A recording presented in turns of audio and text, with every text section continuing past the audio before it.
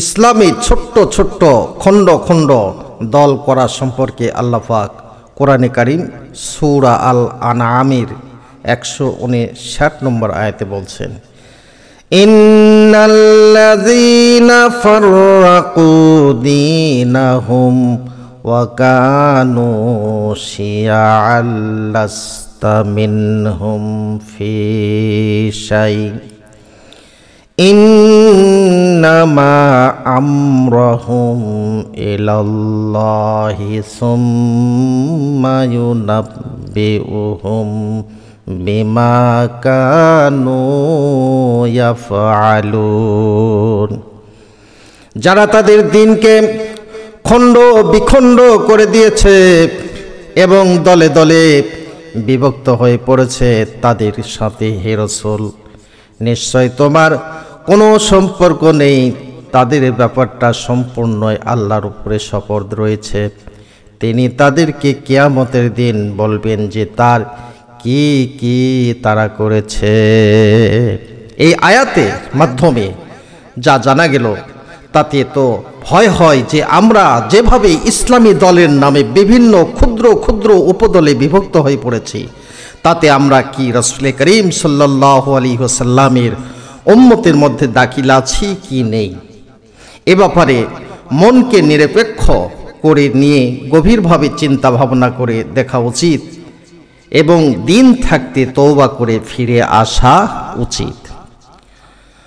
ওই একই ব্যাপারে আল্লাহ রাব্বুল আলামিন সূরা রুমের 31 এবং 32 নম্বর আয়াতে কারিমায় আল্লাহ রাব্বুল আলামিন বলেন, মুনিবিনা ইলাইহি ওয়াত্তাকুহু ওয়া আকিমুস সালাতা ওয়া লা তাকুনু মিনাল মুশরিকিন মিনাল্লাযীনা ফাররাকু দীনাহুম ওয়া কানু শিয়া'আ কুল্লু হিজবিন বিমা লাদাইহিম ফারিহুন।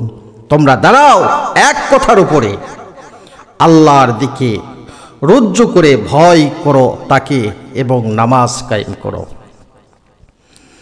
আর সেই মুশরিকদের মধ্যে শামিল হয়ো না যারা নিজেদের দিনকে আলাদা করে নিয়েছে এবং বিভিন্ন দলে বিভক্ত হয়ে পড়েছে।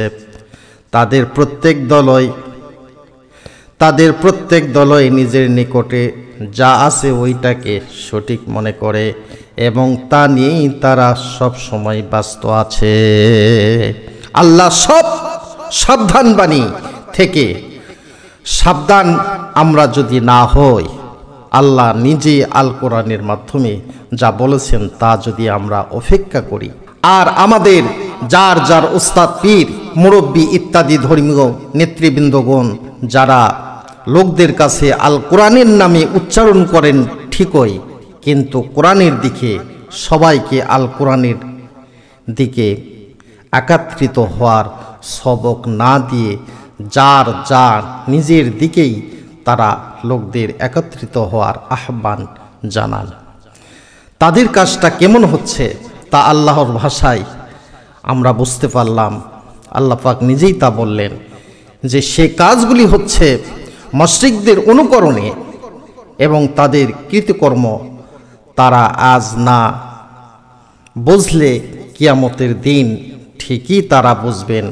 আল্লাহ পাক তাদেরকে বোঝাবেন, সেই দিন তারা ঠিকই বুঝবেন। তাই বলবো, আসুন আমরা দিন থাকতে কোরআনের নির্দেশের দিকে ফিরে আসি। কিন্তু যদি মনে করি যেমন আল্লাহ বলেছেন যার যার মতকে নিয়ে সঠিক মনে করে আমরা তার উপরে মগ্ন আছি, আমরা যদি এইভাবেই হয়ে পড়ি তাহলে জীবনেও কোনো দিন সত্যের সন্ধান পাব না। সত্যের সন্ধান পেতে হলে কোরআনে কারীম আমাদেরকে বুঝতে হবে, কোরআনে কারীম আমাদেরকে জানতে হবে। বিশ্বনবী মুহাম্মদ রাসূলুল্লাহ সাল্লাল্লাহু আলাইহি সাল্লামের বাণী হাদিস শরীফ আমাদেরকে বেশি বেশি করে পড়তে হবে। বর্তমানে আমাদের সমাজে একটা ফিতনা সৃষ্টি হয়েছে, সেটা হলো আহলে কোরআন ফিতনা। এরা শুধু কোরআনকেই মানে, হাদিস মানতে চায় না। এদের মাথায় কোন ভুল ঢুকেছে আমি জানি না। হাদিস মানতে গেলে কোরআনকে আগে মানতে হবে, কোরআনকে মানার পরে হাদিস মানতে হবে। কোরআন ছাড়া হাদিস চলতে পারে না, আর হাদিস ছাড়া কোরআন চলতে পারে না।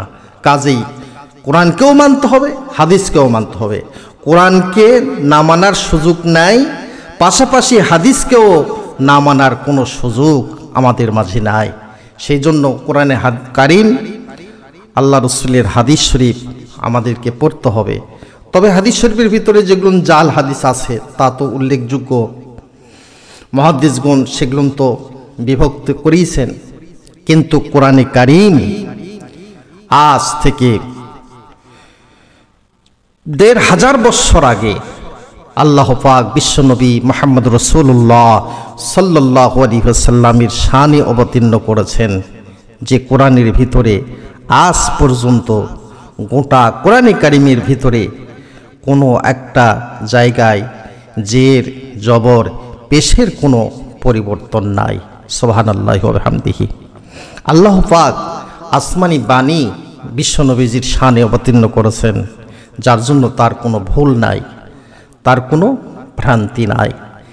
যে বাণী আমাদের উপরে আল্লাহ পাক অবতীর্ণ করেছেন, সেই জন্য মূল দায়িত্ব হলো ইসলাম ঐক্য হওয়ার, কোরআনে কারীমের উপরে অটল থাকা, কোরআনকে শক্ত করে আঁকড়ে ধরা, হাদিস শরীফকে শক্ত করে আঁকড়ে ধরে আমাদেরকে থাকার জন্য আল্লাহ পাক নির্দেশ করেছেন। সুতরাং যারা কোরআন বুঝতে চান না, হাদিস বুঝতে চান না, কোরআনের মৌলিক বিষয়গুলি বুঝতে চান না, আর যারা ফিরকা, এই ফিরকা তাদের সঙ্গে আমাদের কোনো ঐক্য হতে পারে না। আর এই সমস্ত ফিরকার হাত থেকে রেহাই পেতে হলে একটাই মাত্র পথ আছে, তা হচ্ছে নিজের বিবেককে নিরপেক্ষ করে নিয়ে সরল মনে চিন্তা ভাবনা করে বোঝার চেষ্টা করা এবং মনকে সম্পূর্ণ গোলামি মুক্ত রাখা। একবার যদি আপনাকে গোলামিতে পেয়ে বসে, তবে আপনি প্রেসিডেন্ট বুশ ও গর্বাচেপের মতো জ্ঞানী হলেও আসল কথা বা ইসলামের মৌলিক শিক্ষা আপনার মাথায় ধরা পড়বে না, এবং তা ধরা পড়তেও পারে না কোনো দিনই। সুতরাং আল্লাহ রাব্বুল আলামিন ঐক্যর ব্যাপারে কোরআনে কারীমের যে নির্দেশ করেছেন, সেই নির্দেশের দিকে, সেই হুকুমের দিকে আমাকে আপনাকে ফিরে যেতে হবে। সূরা আল ইমরানের 103 নম্বর আয়াতের পরে বলা হয়েছে, তোমরা আল্লাহর সেই অনুগ্রহের কথা মনে করো যা মুসলমান হওয়ার কারণেই তোমরা পেয়েছিলে। অর্থাৎ মুসলমান হওয়ার পূর্বে তোমরা ছিলে একে অপরের জানি শত্রু, কিন্তু ইসলাম নামক নিয়ামত, তার বদৌলতে তোমার মধ্যে সৃষ্টি হলো মহাব্বত। ফলে তোমরা শত্রুর পরিবর্তে হয়ে পড়লে ভাই ভাই। এমন ভাই হয়ে পড়লে যেমন ভাই ভাই একই মায়ের সন্তানেরাও হতে পারে না। একমাত্র ইসলামের কারণেই এবং ইসলামের ঐক্যের শিক্ষা মেনে নেওয়ার কারণেই তোমরা এরূপ ভাই ভাই হতে পারলে, এবং এর ফলে তোমাদের শক্তি এত বাড়ল যে সারা পৃথিবী তোমাদের ভয়ে কেঁপে উঠল। পক্ষান্তরে এর পূর্বে তোমাদের অবস্থা ছিল এইরূপ যে তোমরা জাহান্নামের আগুনের কিনারায় দাঁড়িয়েছিলে, অর্থাৎ মৃত্যুর আগ পর্যন্ত ছিলে আগুনের বাহিরে। মৃত্যুর পরই তোমাদের জন্য নির্ধারিত ছিল আগুন, সে আগুন থেকেও তোমরা ইসলাম গ্রহণ ও তার নীতি মেনে চলার কারণে রেহাই পেলে আল্লাহর অনুগ্রহে, আল্লাহর দয়াতে। আর এসব কথা বলে দেওয়ার কারণ হলো এই যে যেন তোমরা আল্লাহর হেদায়াত মেনে চলতে পারো। সুতরাং ইসলাম ঐক্যের জন্য কোরআনের নীতি, আল্লাহর দেওয়া বিধান, তার কোনো বিকল্প নাই। আসুন আমরা সেই ঐক্য গড়ে তুলি, এবং সেই ঐক্যের ভিতরে থাকবে মহব্বত, ভালোবাসা, শিষ্টাচার, নম্রতা, ভদ্রতা, সব কিছু থাকবে। আর এই ঐক্যর মতো শক্তি অন্য কোনো কিছুই হতে পারে না। সেই জন্য আমরা ফিরে আসি। আমরা যে দলই করি না কেন, আমরা সকলেই মুসলমান, যার জন্য আমাদের ঐক্যের প্রয়োজন। এই মুহূর্তে ঐক্য আমাদের জন্য ফরজ।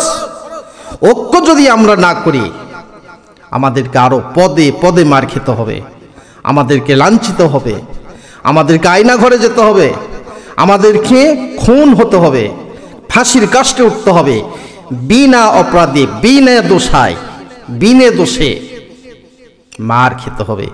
কাজেই আমরা ফিরে এসে ঐক্য করি। আল্লাহ পাক তিনি আমাদেরকে তৌফিক দান করুন।